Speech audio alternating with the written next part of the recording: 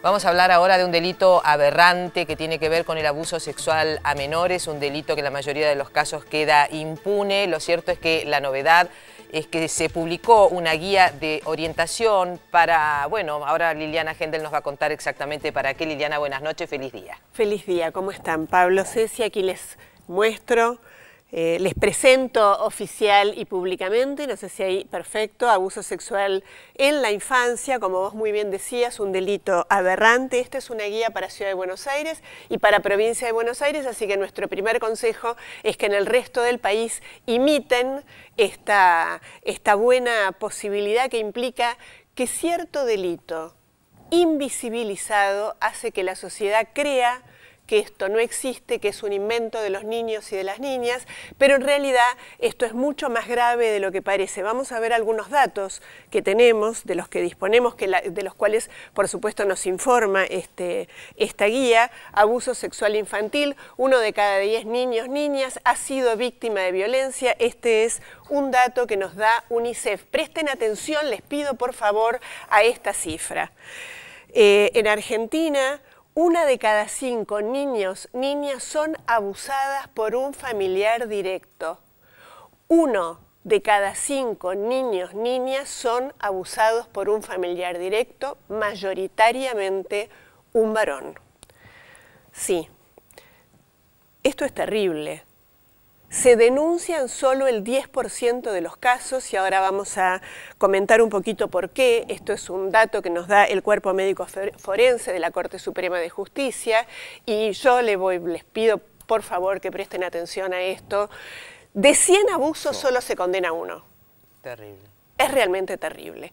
Vivimos, recién lo escuchaba muy atentamente a Pedro hablando del sistema capitalista, tenemos que hablar del sistema patriarcal para entender por qué un delito de esta envergadura está invisibilizado y por qué este dato que leíamos recién acerca de que de cada 100 abusos que se denuncian, solo 1 se condena. Y dice, dice el juez Sansky que las condenas recaen en perpetradores de escasos recursos.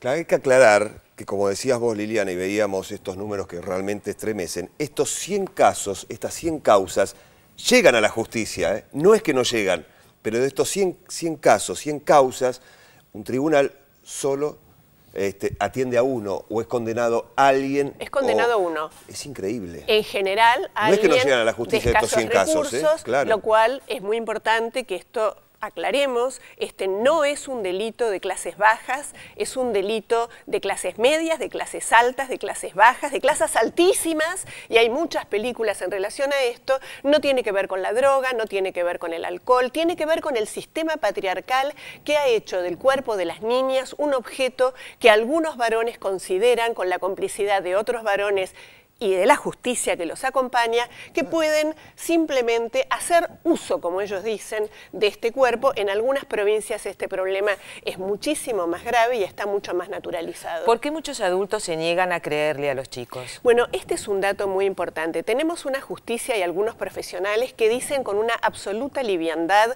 y además llevándose por delante todas las convenciones de derechos humanos que los niños, y sobre todo las niñas, mienten.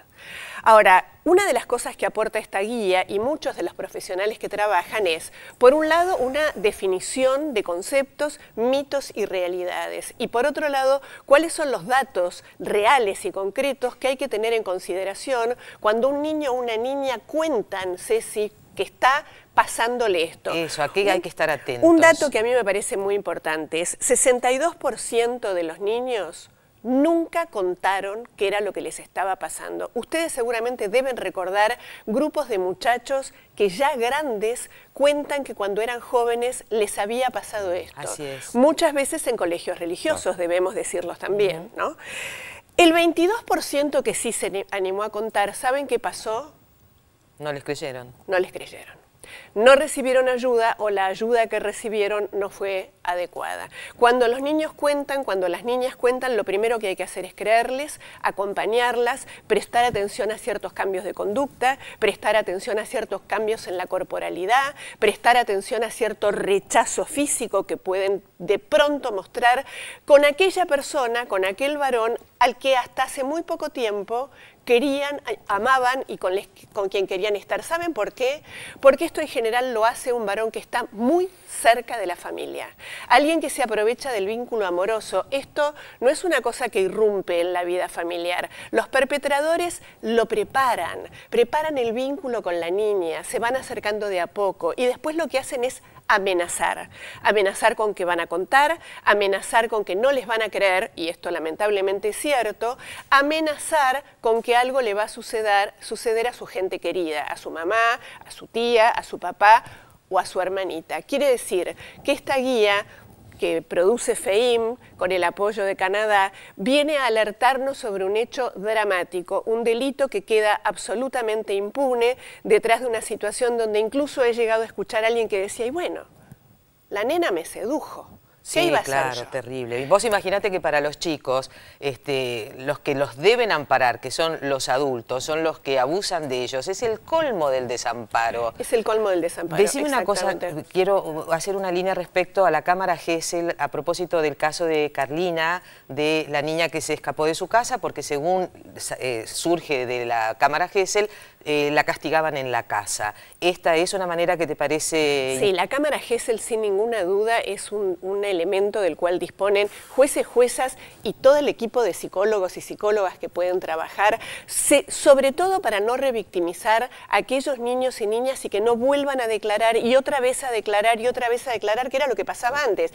Cada vez que cuentan, vuelven a sufrir el dolor que ya sufrieron. La Cámara Gesell significa que pueden ser escuchadas atentamente y que no tienen que volver a hablar salvo que ellas o ellos quieran. El último dato que les doy es pueden bajarse este material que les estamos presentando en www.feim.org.ar. Es absolutamente gratis, tiene una cantidad de detalles muy importantes. Otra vez les recomiendo, sé que en las provincias nos están escuchando, esto por ahora es solo para Buenos Aires y provincia de Buenos Aires, pero el delito terrible contra los niños y las niñas es en todo el país.